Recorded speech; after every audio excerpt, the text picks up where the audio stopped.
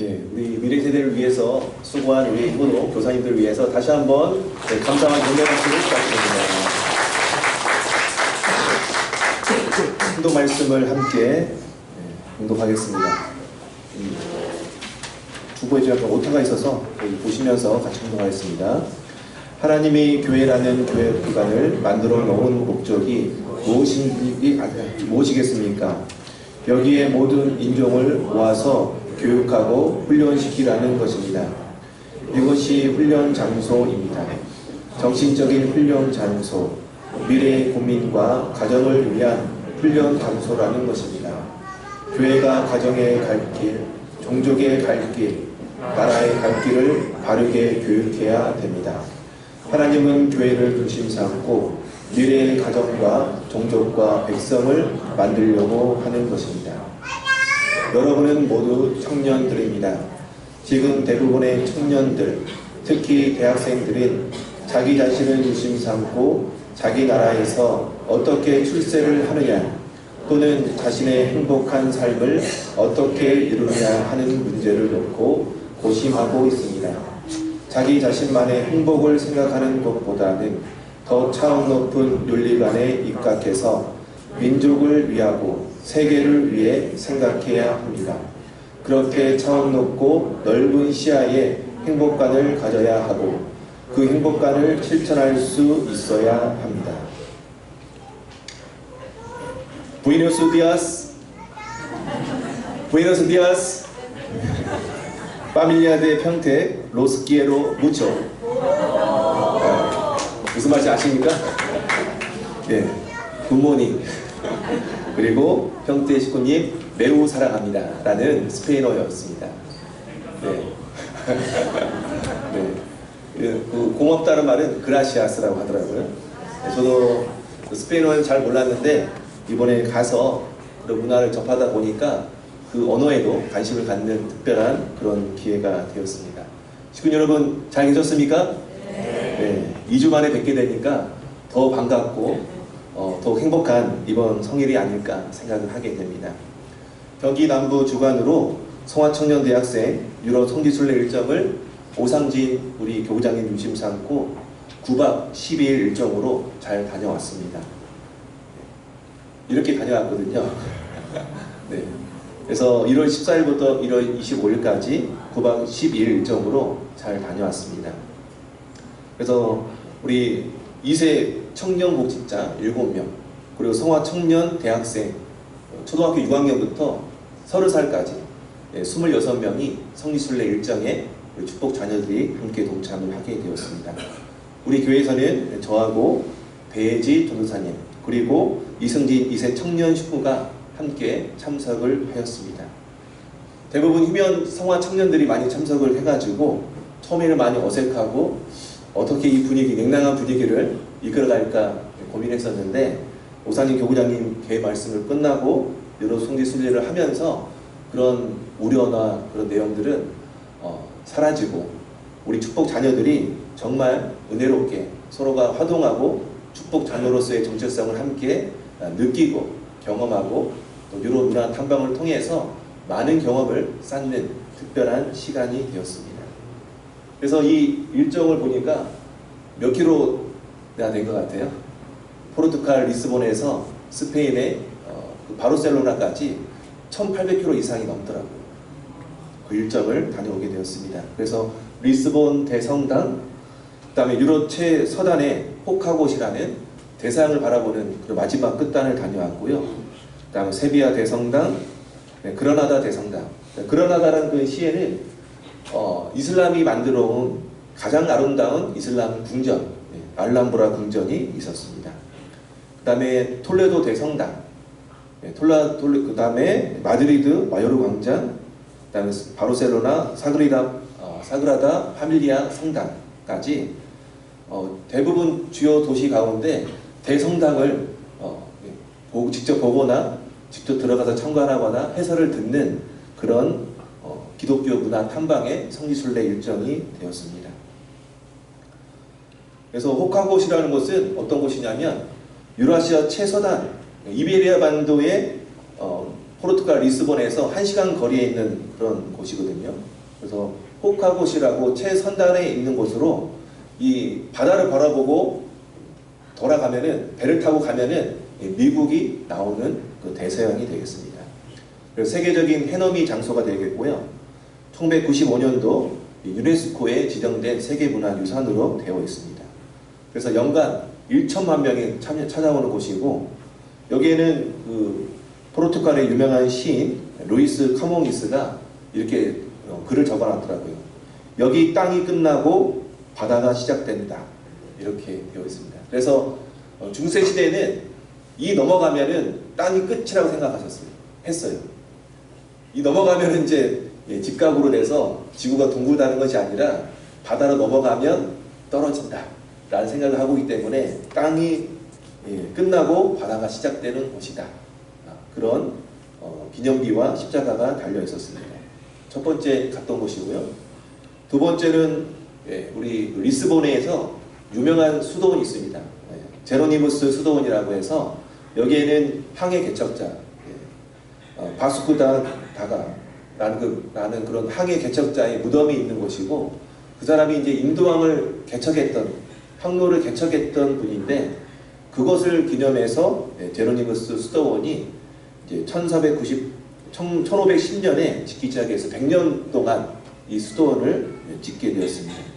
그래서 이 제로니무스 수도원에서 연관된 그런 특별한 간식이 있는데, 그게 바로 에그타르트의 시초가 되는 것이 여기 제로니무스에서 그 에그타르트를 만들게 된 시원이 된다고 합니다.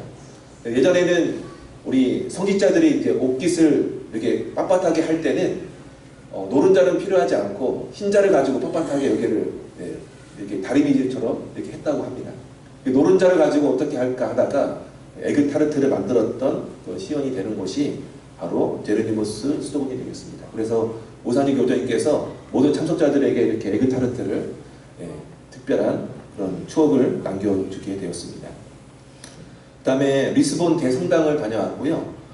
12세기, 그러니까 이 리스본 대성당이 있었던 곳은 사실은 이슬람의 사원이 있던 곳인데, 12세기에 이제 그리스도교, 그러니까 천주교가 들어와서 정복하고 나서 이슬람 사원이 있던 곳을 이제 대성당으로 만들게 된 곳입니다.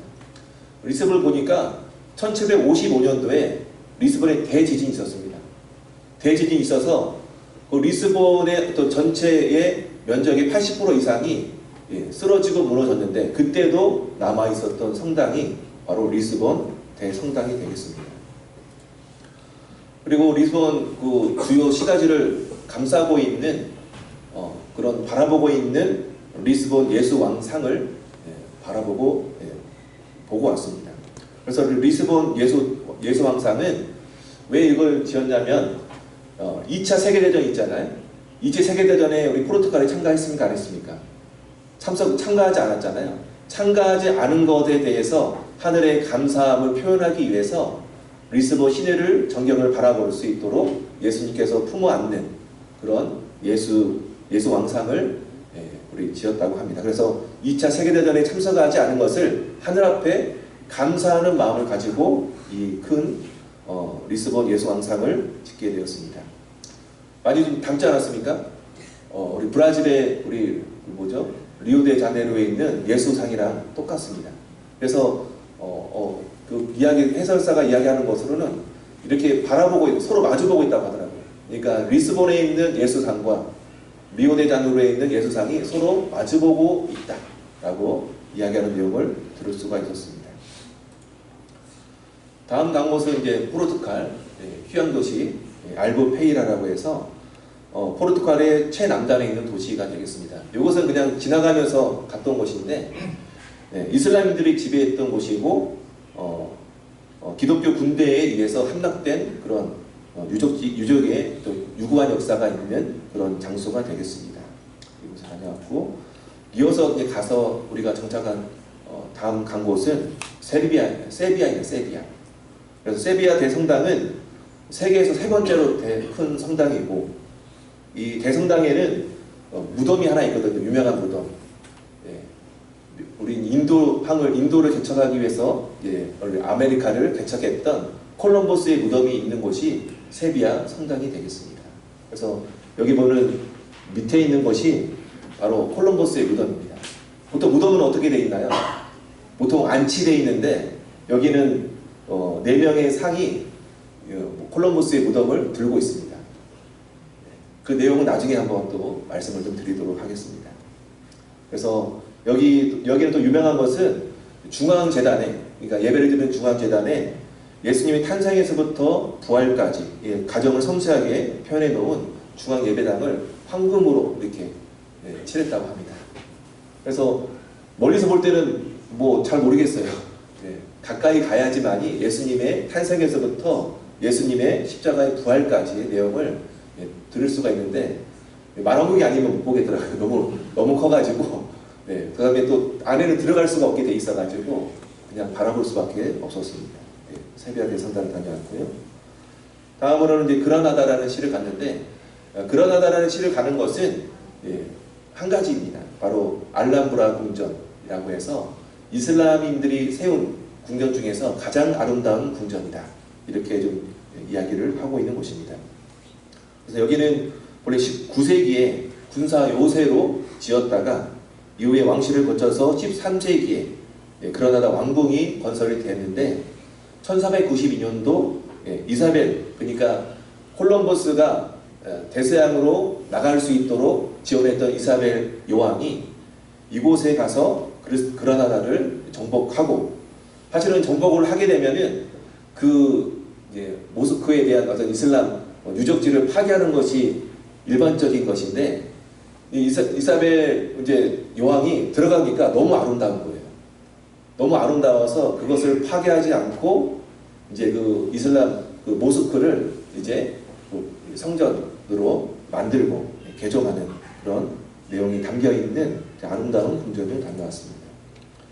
그 다음에 툴레도라는 곳은 마드리를 가기 전에 갔던 곳인데 툴레도는 중세에 카스티아 왕국이라는 그 나라의 수도가 있었던 1000년 전 그런 그런 수도가 되겠습니다.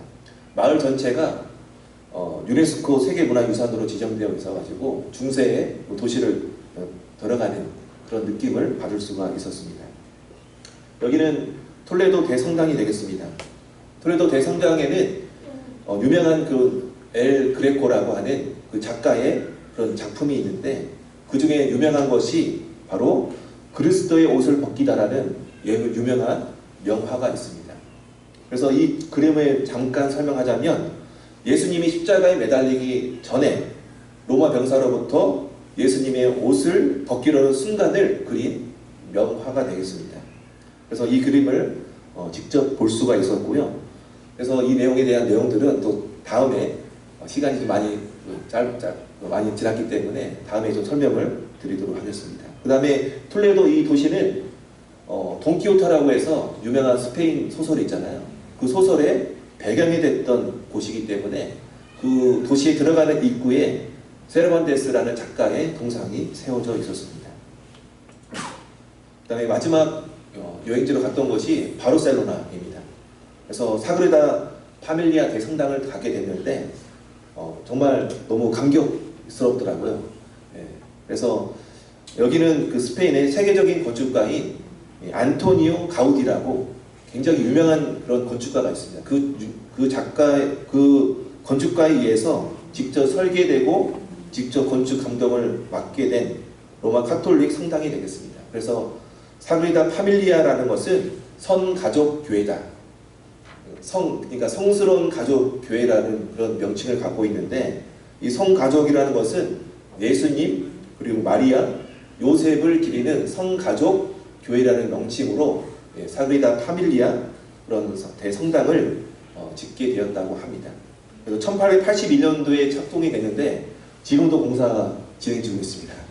그래서 143년이 넘었는데 일단은 2026년에 완공할 계획을 갖고 있다고 합니다. 그래서 성당이 완성이 되면은 172.5m 세계에서 제일 높은 성당이 바로 사그라다 파밀리아 성당이 될 것입니다. 그래서 왜 172.5m냐면 우리 여러분 바르셀로나 우리 몬주이게 우리 마라톤에서 우승했던 황현조 선수 있잖아요. 마라톤에서 금메달을 땄던 것이 이 바르셀로나 도시인데 몬주익이라는 언덕이 유명한 언덕이 있습니다. 남산처럼 이렇게 언덕이 있는데 그 언덕의 높이가 173m라고 합니다. 그러니까 하나님이 만든 것을 넘봐서는 안 된다. 그러니까 이 하나님이 만든 자연보다도 높으면 안 되기 때문에 172.5m의 높이로 첩탑을 만들 계획으로 가우디가 이게 겸손한 의도를 가지고 이것을 설계했다고 합니다. 옆에는 이제 가우디가 설계한 그런 구엘 공원을 마지막으로 이렇게 다녀오게 되었습니다. 그래서 이렇게 같이 갔다 오면서 느낀 바는 뭐 여러 가지 많이 있습니다. 어제 오후 여기 한 4시쯤에 도착했거든요. 3시쯤에 도착했거든요. 지금 이제 시차가 한 9시간 정도 차이가 나니까 만약 그때 지금 스페인에 있었다면 새벽 지금 3시 시간이 되겠습니다. 2시, 3시. 그래서 좀 제가 눈꺼풀이 좀 약간 좀 졸린 것도 너무 이해를 해주시면 감사하겠습니다. 그래서 이렇게 성지순례를 하면서 교육 환경이 참 중요하구나. 여기는 대부분이 미래 세대들이지만 교회를 나오지 않았던 2세들이 많이 있었습니다. 대부분 80% 이상이 교회를 나오지 않았던 초면 2세들이었습니다. 하지만 그들이 나올 수 있게 한 것은 우리 가정연합, 우리 경기남부 교구에 있는 오상진 교구장님께서 미래 세대들이 휴면 2세들이 나올 수 있도록 이렇게 여행을 짜서 성지순례 일정을 짜서 그들이 올 수 있도록 이렇게 기회를 제공했기 때문에 휴면 2세들이 와서 교회하고는 반감이 있고 교회하고는 멀어진 마음이 있었지만 이런 일정을 통해서 또 공직자들과 그다음에 우리 목회자들이 함께 활동하면서 정말 그 12일간이라는 기간 동안에 서로가 서스럼 없이 축복가정으로서 정체성을 좀 더 찾아보고 교회랑 좀 더 가까워질 수 있는 그런 기회를 마련하는 그런 자리가 되었습니다. 그래서 오늘 말씀의 제목이 교육 환경이 미래를 결정한다라는 내용입니다. 그래서 교회에 와서 원리 말씀을 듣고 교회에 와서 주입식으로 신앙을 알아가는 것이 아니라 아까 우리 주일학교 효동 어린이들이 단순히 교회에서 말씀만 공부하는 것이 아니고 이번에는 특별히 천원군 천일성전도 또 가게 되고 또한 천심원 철화정성도 참석하게 되고 또 그들에게 맛있는 음식도 선사하고 그 다음 백운이와 세종원도 또 참석하게 함으로 말미암아서 눈으로 보고 또 몸으로 체험하고 체득하는 신앙교육이 정말 필요하구나 라는 것을 이번 저도 참석을 하면서 느낄 수가 있었습니다. 그리고 또 개인적으로 느낀 것은 이제 스페인과 그 다음에 포르투갈 여러 가지 유적지를 가면서 대부분은 기독교 문화의 그런 유적지를 가게 되었습니다. 찬란했던 기독교의 문화 유적지들을 바라보고 감탄을 자아내고 그 안에 담겨있는 예수님의 생애와 스토리, 하나님을 경외하는 마음. 그러니까 그때는 이제 글을 모르는 사람이 많았을 거 아니겠습니까? 그래서 그냥 경전을 읽고 하나님의 말씀을 깨닫는 것이 아니라 성전에 와서 아름다운 그런 조각상, 아름다운 그림, 그런 성스러운 그런 대성당에 안에 들어가면은 경외심과 기도하고 싶은 마음과 이런 것들을 건축물을 보면서 살아계신 하나님을 느낄 수 있도록 하는 그런 의도가 담겨 있는 것 같아요. 그래서 종교가 단순히 종교로서만 남아진 것이 아니라 종교가 종교의 힘에 의해서 문화와 예술로 그 음악으로 승화되어 가는구나 라는 것을 좀 전 바라볼 수가 있었습니다. 그래서 우리 통일교회, 소위 말하는 우리 통일교회 가정연합의 역사는 지금 몇 년이 됐습니까? 70년, 올해가 71년이째거든요. 아직 100년이 되지 않았습니다. 사그라다 파밀리아 성당은 140년 동안 성전을 짓고 있대요, 교회를. 네. 아직 100년이 되지 않은 우리 가정연합, 통일교회입니다. 아직은 우리 교회는 100년도 되지 않았기 때문에 종교에 머물러 있어요, 종교. 이 종교가 어떻게 될까요? 종교가 이제 점점 종교 문화가 되기 위해서는 시간이 흘러가야 된다는 것을 느낄 수가 있었고, 기독교와 통일교를 그냥 대등하게 비교하기에는 불가능하지 않을까라는 생각을 하게 됐습니다. 왜냐하면 예수님 살아생전에 누구도 예수님 곁에 12명의 제자도 있지 않았습니다.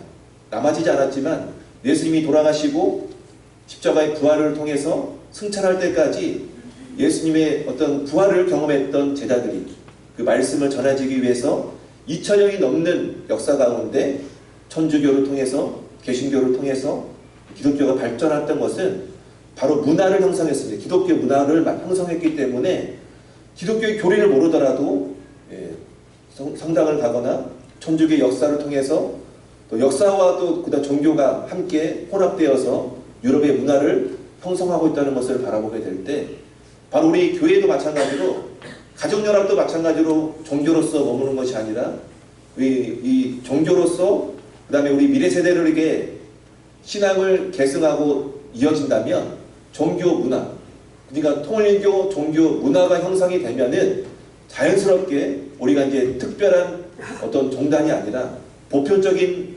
종교로서 우리가 넘어가야 되지 않을까라는 생각을 많이 하게 되었습니다. 그래서 제가 이렇게 가면서 로마 시대에 어떤 형성이 됐던 그런 내용들도 보게 되면서 역사상 가장 강력했던 나라를 손꼽자면은 많은 역사학자들이 예로 뽑는 것이 로마입니다. 로마가 1000년 넘게 지탱해오던 로마가 멸망했던 그 여러 가지 가설이 많이 있는데 그 중에 하나가 뭐냐면 바로 인구 소멸입니다. 인구 감소로 인해서 로마 제국이 멸망했다라는 가설입니다. 어떤 내용이냐면 로마 제국이 세계를 패권을 장악하고 있었지만 로마인들이 안락한 그 삶에 취하게 되면서 아이를 낳지 않았다고 합니다. 아이를 낳지 않고 쾌락에 빠져들고 다음 세대를 세우는 일에 등한시하게 되고 점차 노동력이 줄어들고 노예로 일을 대체하게 되었다고 합니다. 그래서 게르만족을 용병으로 채용하면서 국가가 서서히 쇠약하게 되고 게르만 민족에 의해서 로마가 멸망하게 되었다는 내용입니다. 그래서 안타깝게도 우리나라를 한번 바라보면은 로마가 멸망했던 것은 인구 감소라고 이야기했잖아요. 우리나라도 마찬가지로 이런 전철을 밟기 시작했습니다. 그래서 점점 인구가 소멸이 되고 빠르게 늙어가는 한국이 되고 세계적으로 전례 없는 속도로 저출산, 고령화 사회가 진행이 되고 있습니다. 그런 가운데 우리 교회를 한번 생각해 봅시다. 우리 교회가 30년 뒤를 한번 상상해 보면 어떠실까요? 30년 뒤에 어떻게 될 것 같으세요? 30년 뒤면은 우선 제 나이가 75세가 되겠습니다. 네, 제가 노인이 돼요. 이제 75세 되면은 우선 대부분 교회가 노인들만 지금 이대로 가다 보면은 노인들만 남게 될 것입니다. 교회 학교가 있는 교회가 10교회 중에서 2-3개 정도밖에 남지 않을 것입니다. 그리고 많은 교회가 텅 빈 채로 예배를 드리게 될 것이고 주변에서 문 닫는 교회가 어렵지 않게 볼 수 있습니다. 앞으로 살아생전에 보지 말았으면 하는 그런 장면들이 우리들은 상상해 보게 됩니다. 우리가 이런 교회, 앞으로 다가올 그런 부정적이고 절망적인 그런 교회가 되지 않으려면 우리는 어떻게 해야 하겠습니까? 앞으로 여전히 10년, 20년 후에 참부모님의 말씀을 가르치고 그 다음에 하루부모님의 참된 이상의 그런 가치를 가르쳐주는 교회가 되려면 우리는 다음 세대를 세우는 일을 잘 해야 됩니다.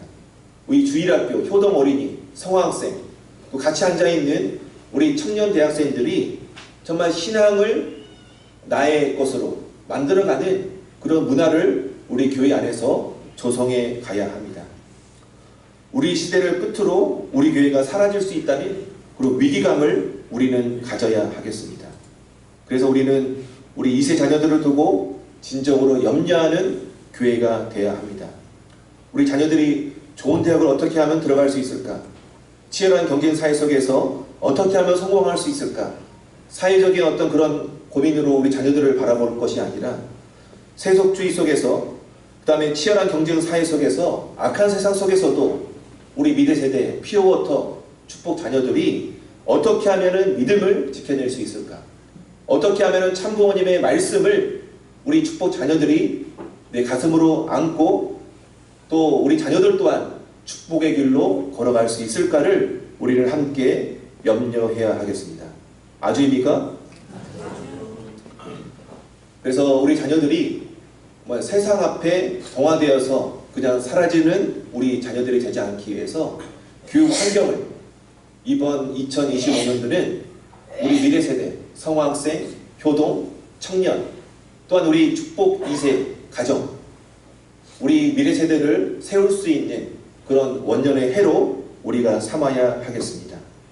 우리 자녀들의 그런 교육 환경을 한번 살펴보면은 우리 자녀들은 한 주간이 168시간이지만 그 중에 교회에서 나와서 함께 참여하는 시간은 168분의 1밖에 되지 않습니다.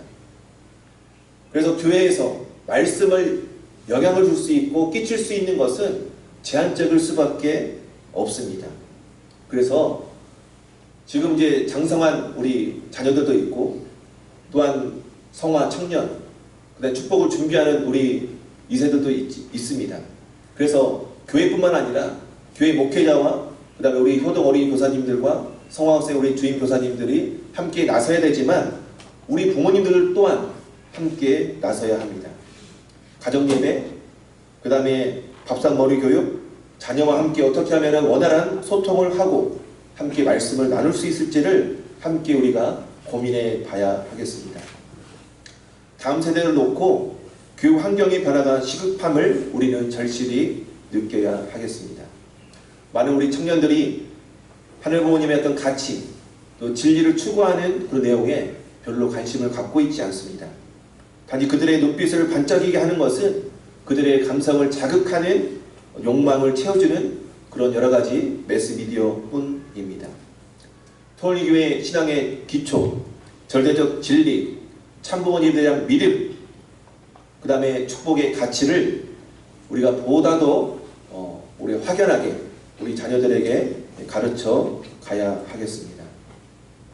그래서 우리 평택교회는 2025년 효동 어린이부터 성화학생, 청년 대학생, 2세 가정 이런 내용들을 보다도 강화하고 교육 환경을 우리가 더 세신하고 만들어 가야 합니다. 그래서 교회 안에서만 우리가 갇혀있는 어떤 추상적인 교육이 아니라 우리가 서울도 가고 여러 가지 문화 체험도 하고 다양한 또 성지순례 일정을 만들어서 함께 동참하고 체험하면서 주도적으로 신앙할 수 있는 우리 미래 세대, 우리 자녀들 교육에 우리가 모두 힘써 가야 하겠습니다. 그래서 우리들의 작은 실천이 우리들의 어떤 작은 관심이 미래 세대, 앞으로의 미래를 결정짓는다는 것을 우리가 함께 알고 하늘부모님 소중한 축복 자녀들을 우리가 신앙이 잃지 않을 수 있도록 함께 우리가 보호하고 또 협력해 가야 하겠습니다. 기도드리겠습니다. 참사랑의 보증 되시는 하늘 부모님, 승리하오신 천지인 참 부모님, 우리에게 맡겨진 다음 세대가 참 부모님의 뜻을 이어받아 하늘 부모님을 기쁘게 할 수 있는 축복 자녀로 성장할 수 있도록 인도하여 주시옵소서. 하늘 부모님, 우리의 가정과 교회가 하나 되어서 신앙의 바른 환경을 조성하도록 도와주시옵고 부모로서 자녀들에게 믿음의 본을 보여주고 사랑과 희생으로 양육할 수 있는 지혜와 용기를 허락하여 주시옵소서. 우리 축복 자녀들이 세상의 유혹 속에서도 하늘의 자녀로서의 정체성을 잃지 않고 참된 가치관을 확립하며 살아갈 수 있도록 용기와 지혜를 주시옵소서. 이 모든 말씀 축복 주신 가정 변중훈 이름으로 간절히 보고드리며 아랫사움 나이다. 아멘.